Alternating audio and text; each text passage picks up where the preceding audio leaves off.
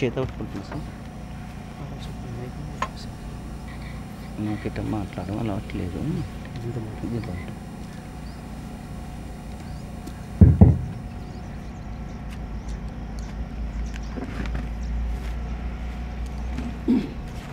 ప్రభునందు చేరవచ్చినటువంటి దైవ సేవకులకు, సహోదరులకు, సహోదరిమణులందరికీ కూడా ప్రభుపక్షమున మీకు అందరికీ వందనములు తెలియజేస్తున్నాము. దేవుడి చక్కని అవకాశాన్ని మనకందరకు కల్పించాడు కాబట్టి అందుని బట్టి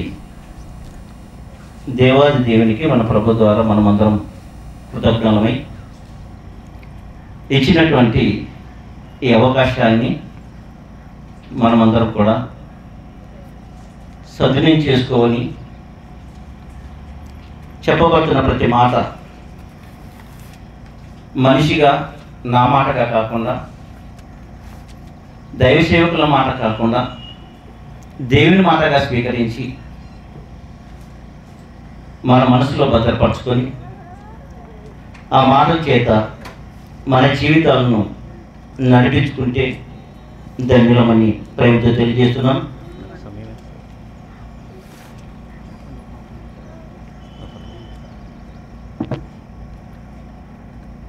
ఓకేనండి, కొన్ని సంగతులు జాగ్రత్తగా ఆలోచించేద్దాం. మన పాఠాంశము నీతిని కాపాడుకుంటావా, నీతిని తేలగొట్టుకుంటావా? దేవునికి కావాల్సినది నీతి గల బ్రతుకు,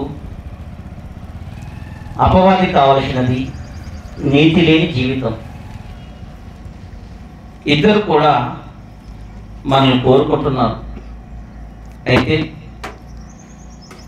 ఒకరి కోరిక మేరకేమో మనకి మేలు జరుగుతుంది, మరొకరి కోరిక మేరకేమో కీడు జరుగుతుంది. అందుని బట్టి ఎవరి మేరకు మన జీవితాలని అనుకూలపరచుకోవాలనో జాగ్రత్త వహించి దేవుని వాక్యాన్ని ధ్యానం చేసుకుందామండి. చదువుకున్నటువంటి లేఖన భాగాన్ని మరొకసారి చూద్దామండి. మనకి ఇక్కడ 3 విధాలుగా వ్రాయబడి ఉన్నది. చదువుదాం ఆ మాటని. ప్రసంగి గ్రంథము 10వ అధ్యాయము 1వ వచనం. బుక్కవాని తైలములో చచ్చిన ఈగలు పడుట చేత అది చెడు వాసన కొట్టును. కొంచెము బుద్ధిహీనత త్రాసులో ఉంచిన ఎడల జ్ఞానమును ఘనతను తేలగొట్టును. ఇక్కడ ఆలోచించారు పిల్లరా, ప్రసంగి గ్రంథకర్త ద్వారా తెలియజేసిన మాట తైలం అనగానే అందరికీ ప్రయోజనకరమైనది, అందరికీ సువాసన ఇవ్వగలిగేది, అందరూ ఇష్టపడేది. అయితే అందులో చచ్చిన ఈగలు పడుట చేత ఆ సువాసన అన్నది కంపు కొడుతుందంట. ఇక్కడ ఆలోచిస్తే సెంటు వాసనగా మనం ఎవరిని తీసుకోవాలి, చెడగొట్టే ఈగలుగా మనం ఎవరిని తీసుకోవాలని ఆలోచిస్తే ఎవరైతే దేవుని మాటకు విధేయులుగా బ్రతుకుతూ సమాజములోను సంఘములోను సమాధానము కలిగి దైవ చిత్తానుకూలంగా బ్రతకగలిగినప్పుడు ఆ బ్రతుకును బట్టి సమాజం మెచ్చుకుంటుంది, సంఘము కూడా మెచ్చుకుంటుంది. అలాంటి జీవితంలో ఉన్నప్పుడు నీతిమంతులమని మనం చెప్పుకున్నప్పటికీ, ప్రార్థనా శక్తి పరులమని చెప్పుకున్నప్పటికీ,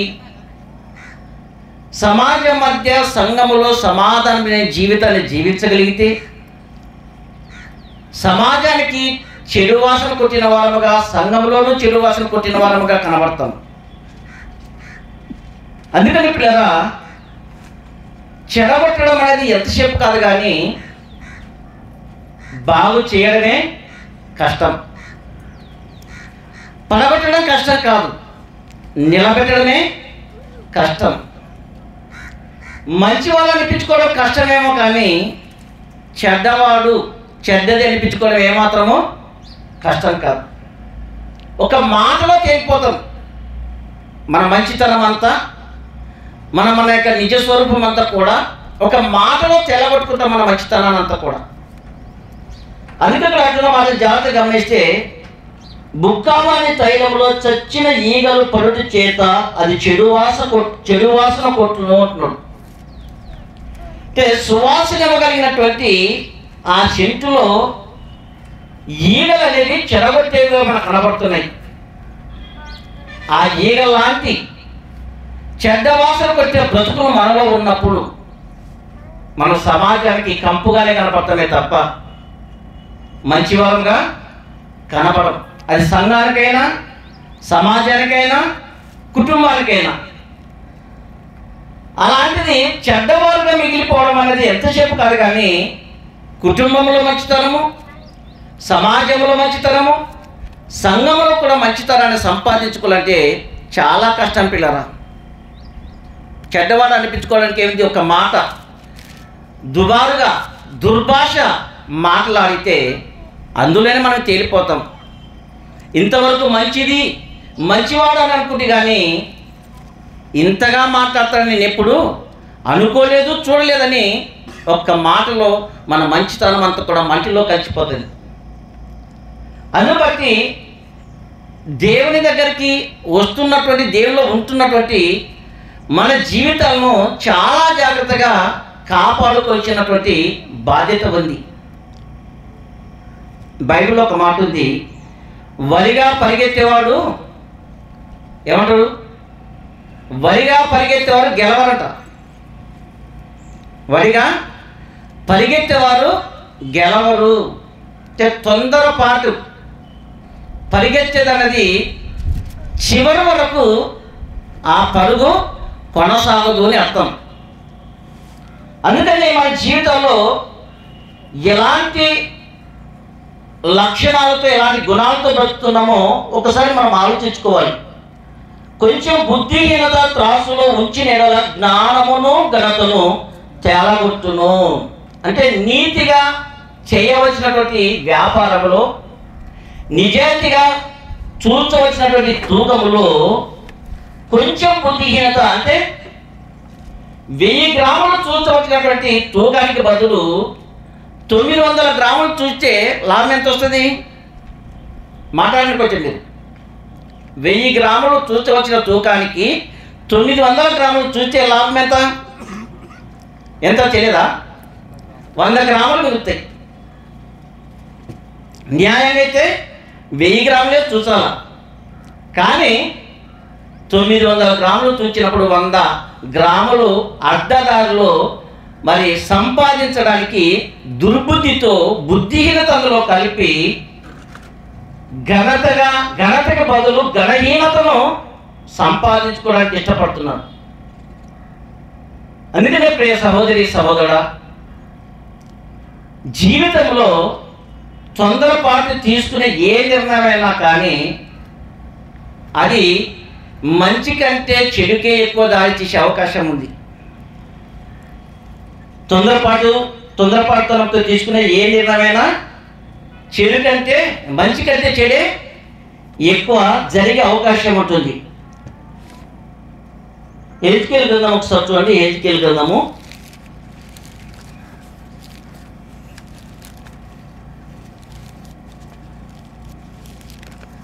34వ అధ్యాయము 19వ వచనాన్ని ఒకసారి చూద్దాం. హెజ్కేలు గ్రంథము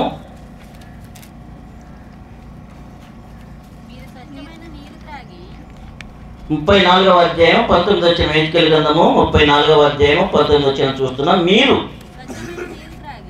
స్వచ్ఛమైన నీరు త్రాగి మిగిలిన దానిని కాళ్ళతో కలకలు చేయటం మీకు చాలదా? మీరు కాళ్ళతో తొక్కిన దానిని నా గొర్రెలు త్రాగవలెనా? క్రాలతో నీరు బురదగా కలిపిన దానిని అవి త్రాగవలెనా? అంటే ఇక్కడ ఇశ్రాయేలు యొక్క కాపరుల గురించి మాట్లాడుతూ, మీరేమో మంచినీరు తాగి మిగతా వారికి ఏం చేస్తున్నారట? కలకల లేపడం అంటే మన భాషలో వండు లేపడం, మంచి నీళ్ళను వండు లేపడం. ఆ వండు నీళ్ళని ఎవరు తాగలేనట్టుగా చేయడం అన్నమాట. ఇక్కడ ఆలోచిస్తే వండు లేపడం ఎంతసేపు కాదు, కానీ ఆ నీళ్లను పేరబెట్టడం చాలా కాలం పడుతుంది, సమయం పడుతుంది. వండు లేపడం ఎంతసేపు? మంచి నీళ్లను ఎవరు తాగనట్టు చేయడమే పెద్ద కష్టమేం కాదు. మంచి నీళ్లను తాగకుండా చేయడం అనేది పెద్ద కష్టమేమి కాదు పిల్లరా. కానీ వండు నీళ్లను మంచి నీళ్ళనుగా చేయడమే సమయం పడుతుంది. ఏమర్థమవుతుంది ఈ మాట అంటే, ఏ కార్యమైనా ఏ పనైనా కానీ జరిగించడం కష్టమేమో కానీ చెడగొట్టడం మాత్రము కష్టమేం కాదు. ఒక బిందెడు పాలలో ఒక చుక్క విషం వేస్తే పాలన్నీ ఏమైపోతాయి? విషముగా మారిపోతాయి. ఒక చుక్కే కదా, ఒక చుక్కకి అన్ని పాలు పాడైపోతాయా? ఒక చుక్కకి ఆ బిందెడు పాలు పాడైపోతాయంటే పాడైపోతాయి పిల్లరా. దాని ప్రభావం అటువంటిది, చెడగొట్టే దాని ప్రభావం అటువంటిది. అందుకని దేవుడు ఏం చెప్తాడంటే, సత్యమైతే అందరితో సమాధానముగా ఉందండి. రోమిలకు రాసిన పత్రిక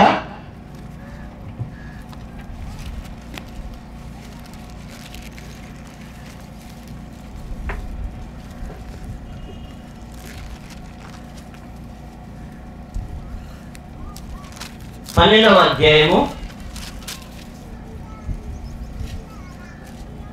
18వ వచనం చూడండి. సఖ్యమైతే మీ చేతనైనంత మట్టుకు సమస్త మనుషులతో సమాధానముగా ఉండుడి.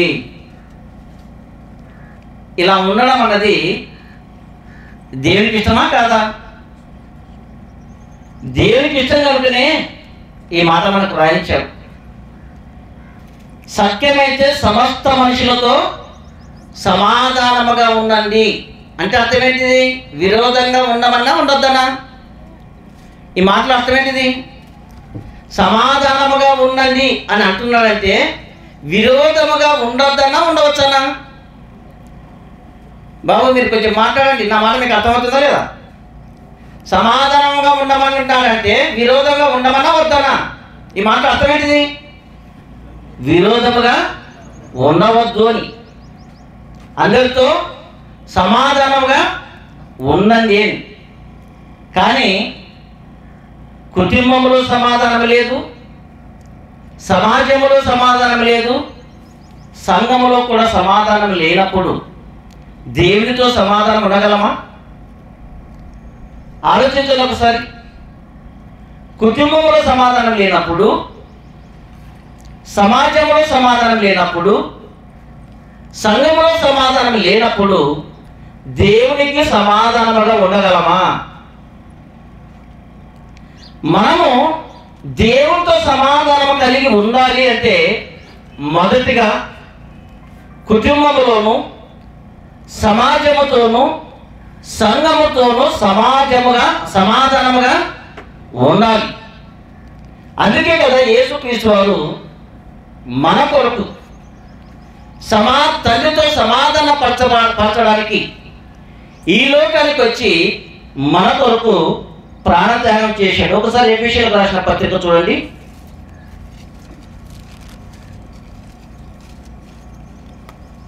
ఎఫెసీయులకు రాసిన పత్రిక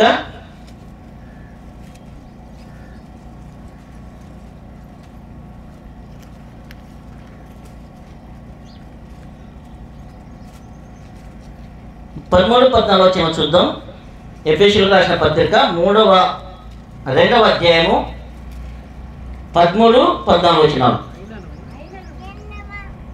ఎఫెసీయులకు రాసిన పత్రిక 2వ అధ్యాయము 13-14 వచనములో, అయినను మునుపు దూరస్తులైన మీరు ఇప్పుడు క్రీస్తు యేసునందు క్రీస్తు రక్తము వలన సమీపస్తులై ఉన్నారు. ఆయన మన సమాధానమై ఉండి మీకును మాకును ఉండిన ద్వేషమును అనగా విధి రూపకమైన ఆజ్ఞలు గల ధర్మశాస్త్రమును తన శరీరమందు కొట్టివేట చేత మధ్య గోడను పడగొట్టి మన ఉభయులను ఏకము చేసెను. ఇక్కడ పౌలు గారు ఎఫెసీయులకు రాస్తూ, ఇశ్రాయేలు అన్న వారికి మీకును ఈ ఇరువురి మధ్యలో సాంగత్యం లేక సమాధానం లేని వారుగా ఉన్నారు. ఇరువురుగా సమాధాన పడడానికి, ఆ దేవునితో కూడా సమాధాన పడడానికి ఒక మధ్యవర్తిగా యేసుక్రీస్తు వారు తన రక్తం చేత మనల్ని ఏం చేశాడంట? సమాధాన పరచడమే కాకుండా ఏకం చేశాడంట. ఈ ఏకమైన జనము ఆ దేవాది దేవునితో సమాధాన పడడానికి, ఆ దేవుని యొక్క చిత్తం ఏదైతే ఉందో నెరవేర్చడానికి మనలను, అంటే అన్యజనులైన వారిని, ఇశ్రాయేలు వారిని కలిసి సమీపస్తులుగా చేయడం అనేది జరిగింది పిల్లల. అందుకని ఇక్కడ ఏమంటున్నాడు? ఆ కాలమందు 12వ వచనం చదువుతున్న, ఆ కాలమందు ఇశ్రాయేలుతో సహపౌరులు కాక పరదేశులను, వాగ్దాన నిబంధనలు లేని పరజనులను, నిరీక్షణ లేని వారును, లోకమందు దేవుడు లేని వారునై ఉండి క్రీస్తును దూరస్తులై ఉంటురని మీరు జ్ఞాపకము చేసుకుడి. లోకమందు నిజ దేవుడు లేని వారుగాను, యేసుక్రీస్తు వారికి దూరమైన వారంగా ఉన్నామంట.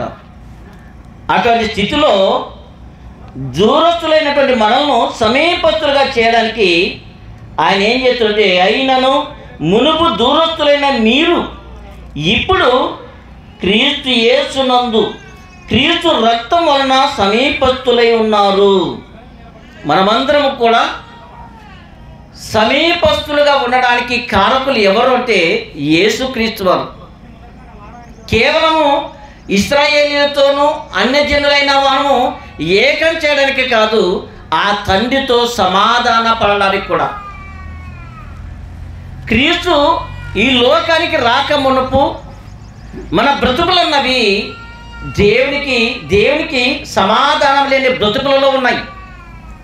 ఈ సమాధానం లేని బ్రతుకులలో ఉన్నటువంటి మనలను సమాధాన కారకుడుగా ఉంటూ సమాధానపరచడానికి ఆయన రక్తం చేత మనను సమీపస్తులుగా చేయడమే కాకుండా దేవునికి సమాధానముగా చేయడానికి ప్రభువైన యేసుక్రీస్తు వారు మనకు కనబడుతున్నారు. అందుకని ప్రియుల, సమాజం మధ్య ఎలా బ్రతుకుతున్నాము,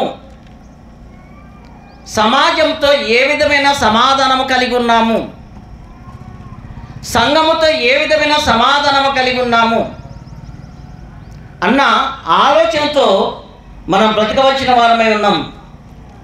ఒకసారి కొలస్సీలకు రాసిన పత్రిక చూద్దాం. కొలస్సీలకు రాసిన పత్రిక క్రీస్తు యేసులోకి వచ్చినటువంటి మనం ఎలా ఉండాలో కొలస్సీ సంఘానికి పౌలు గారు తెలియజేస్తూ 3వ అధ్యాయము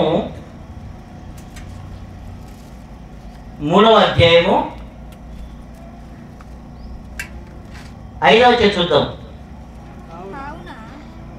కొలస్సీలకు రాసిన పత్రిక 3వ అధ్యాయము 5వ వచనం చూస్తున్నాము. కావున భూమి మీదనున్న మీ అవయవములను అనగా జారత్వమును, అపవిత్రతను, కామాతురతను, దురాశను, విగ్రహారాధనైన ధనాపేక్షను చంపివేయుడి. అంటే ఇక్కడ మనకి 3 విధాలుగా చెప్తున్నాడు. చంపివేయండి అన్నాడు, విసర్జించండి అన్నాడు, ధరించండి అన్నాడు. అంటే ఈ 3 పదాలు ఒకటేనా, ఒకటే భావాన్ని, ఒకటే అర్థం ఇస్తాయంటే 3 ఒకటే అర్థాన్ని ఇవ్వవు. 3 ఒకటే అర్థాన్ని ఇవ్వవు. చంపివేయుడైతే చచ్చినవి మరలా బ్రతికే అవకాశము లేదు. చచ్చినా బ్రతుకుతాయా అంటే అర్థం ఏంటిది? ఇవి నీ జీవితంలో చచ్చిపోయి ఉండాలి. ఇవి నీ జీవితంలో చచ్చిపోయి ఉండాలి. ఏంటవి? మళ్ళీ చదువుతాము. కావున భూమి మీద ఉన్న మీ అవయవములను అనగా జారత్వమును, అపవిత్రతను, కామతురతను, దురాశను, విగ్రహారాధనైన ధనాపేక్షను చంపివేయుడి అంటున్నాడు. ఇవి సావాలటువంటి చచ్చిన మళ్ళా బ్రతికే అవకాశము ఉండదు. అంటే ఇది మన జీవితంలో కనపడకూడదు అంటున్నాడు. ధనాపేక్ష లేని వారు ఎవరైనా ఉన్నారా? ఆపేక్ష, ధనాపేక్ష, ఇది కూడా విగ్రహారాధన అంట. ధనాపేక్ష కూడా ఏమన్నాడంటే విగ్రహారాధన అన్నాడు. ఏమన్నాడు ఇక్కడ? దురాశ అను విగ్రహారాధన అయిన ధనాపేక్షను అన్నాడు. అంటే ధనం మీద ఆశ పెట్టుకున్నా కూడా, దాని మీదే మక్కువ కలిగి జీవించినప్పటికి కూడా నువ్వు ఏం చేసిన వాడు, ఏం చేసిన తర్వాత విగ్రహారాధన చేసిన వారం అవుతామంట. మనం అనుకుంటాము విగ్రహారాధన కానీ ఒక బొమ్మని మొక్కినప్పుడే, ఒక బొమ్మకు పూజ చేసినప్పుడే అది విగ్రహారాధన అవుతుంది అని మనం అనుకుంటున్నాం. కానీ కాదు. ధనాపేక్ష మీద మక్కువ కలిగి బ్రతికినప్పుడు కూడా దానిని కూడా విగ్రహారాధన అన్నాడు.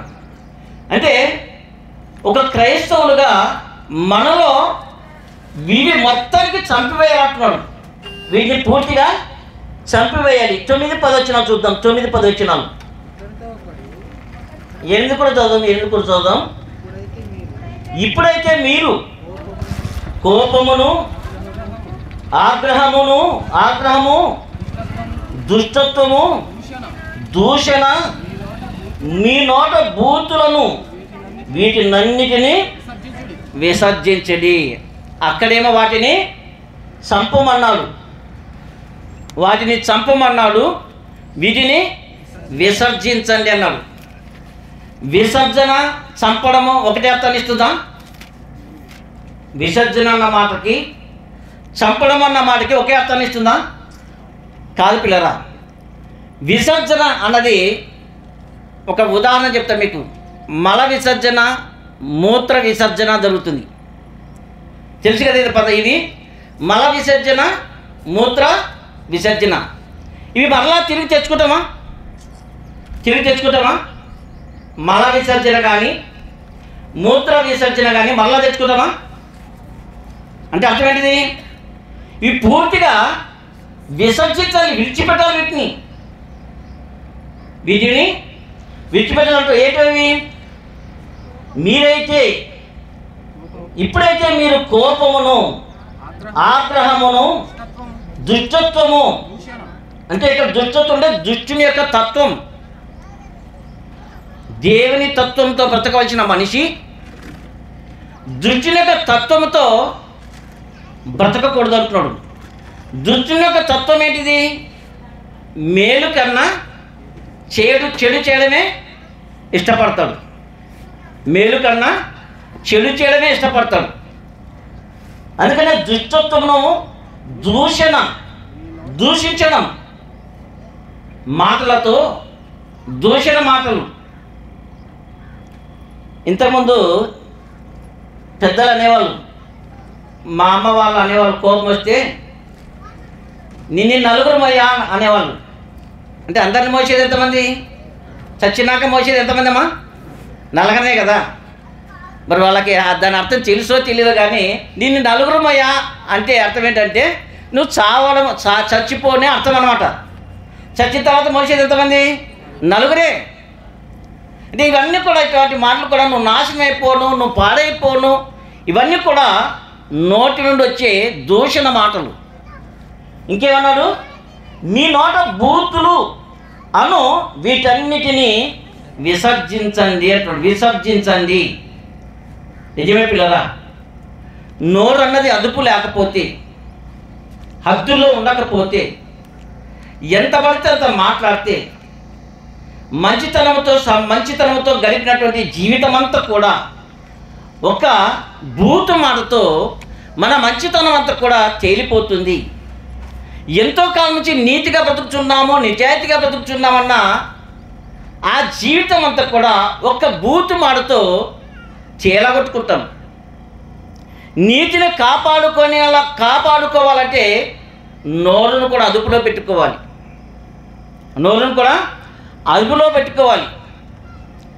మాట్లాడవలసిన సంగతులు మాట్లాడగలిగితే పర్లేదు, కానీ మాట్లాడవలసిన సంగతులను పక్కన పెట్టి మాట్లాడకూడని బూతు మాటలు నోటితో మాట్లాడినప్పుడు నువ్వు ప్రార్థన వేయినా, పాటలు పాడినా, బోధ చేసినా ఏమైపోతుంది? సమాజం అంతా కూడా పాటలు పాడతాడు, ప్రార్థన చేస్తాడు, వాక్యం చెబుతాడు.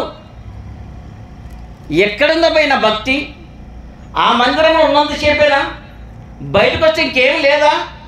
నోరు ఏమాత్రం అదుపు లేదు, నోటికి ఏమాత్రం అద్దుపద్దులు లేకుండా మాట్లాడతారు అని సమాజము అంటున్నప్పటికీ, అలాంటి మాట చేత సమాజం మధ్య చెడ్డవారుగా మిగిలిపోయినప్పుడు ఎంత మంచి వాక్యం చెప్పినా కానీ ఆ చెడ్డతనం ఏం చేసిందంటే మంచి వాక్యం కూడా వాళ్ళు చెడ్డ వాక్యంగానే చూస్తారు, చెడ్డ మాటలుగానే చూస్తారు. దేనిని బట్టి? మన వ్యక్తిత్వాన్ని బట్టి, మన జీవిత విధానాన్ని బట్టి, మన బ్రతుకు తీరుని బట్టి దేవుని మాట గొప్పది, విలువైనది, మన ఆత్మలను రక్షించే సామర్థ్యము కలిగిన మాట అయినప్పటికీ కూడా మనిషిని బట్టి ఆ వాక్యానికి కూడా విలువ లేకుండా పోతుంది పిల్లరా.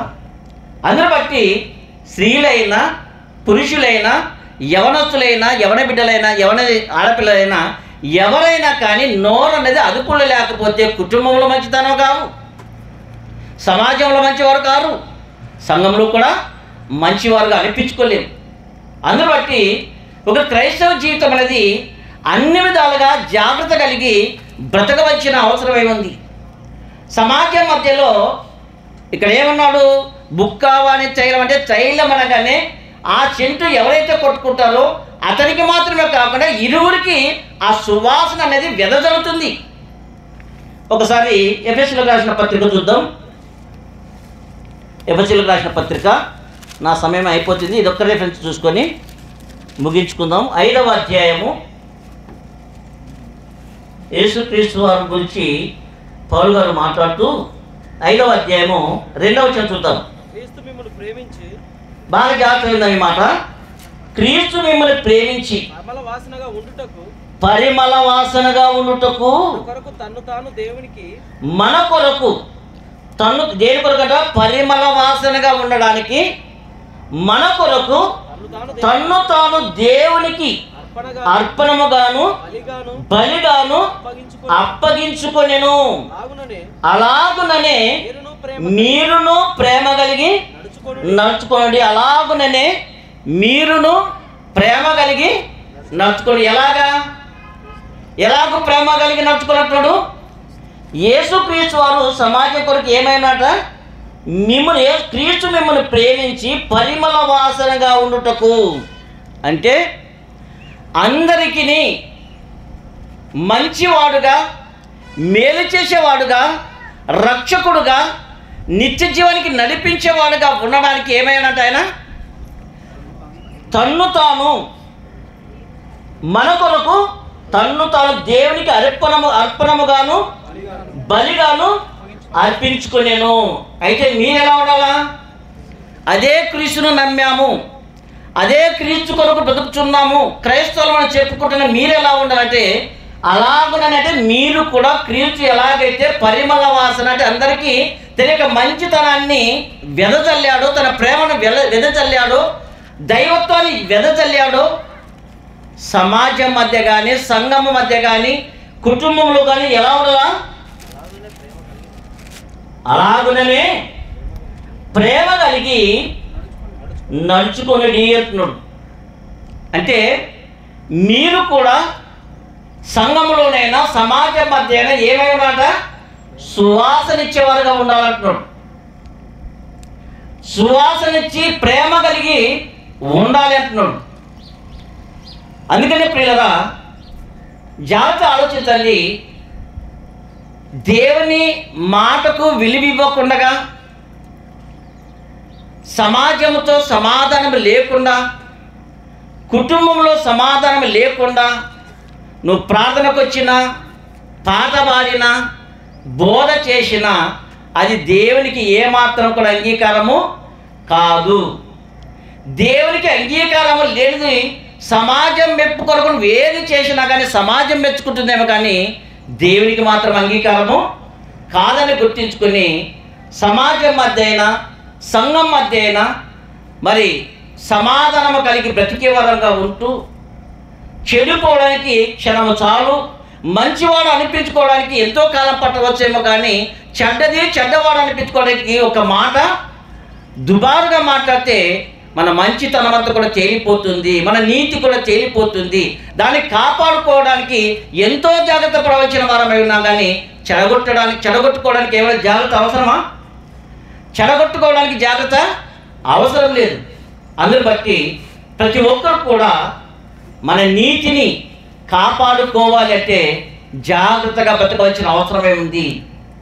సమాజముతోనూ కుటుంబంతోనూ సంఘముతోనూ సమాధానం కలిగి బ్రతకవలసిన అవసరం ఉంది. అలా లేనప్పుడు మన నీతిని మనము తేలగొట్టుకున్న వారు మాత్రమే తప్ప, మనం తేలగొట్టుకున్న దాన్ని బట్టి ఒక మాట చెప్తారు కదా, ఒక కార్మికుడు అన్నాడు కదా ఎజ్కేలు గ్రంథంలో, మంచి నీళ్లను శ్రేష్టమైన నీళ్లను చెడగొట్టడం అనేది ఎంతసేపు కాదు. ఆ దుష్టత్వం అనేది మనిషిలో ఉన్నప్పుడు మంచితనానికి చోటుండదు. ఏ కార్యక్రమైనా మరి చెడగొట్టడానికే అవకాశం ఇస్తుందే తప్ప మంచి కార్యాలకు అవకాశం ఉండదు. దుష్టత్వం మనలో ఉంటే, మంచితనం అనేది మనం కాపాడుకోనకపోతే, సమాజం మధ్యలో నీతి నిజాయితీతో బ్రతకకపోతే, ఎవరైతే నమ్మామో ఆ నమ్మినటువంటి ప్రభుకి మన ద్వారా అవమానం కలిగే పరిస్థితులు ఏర్పడతాయి.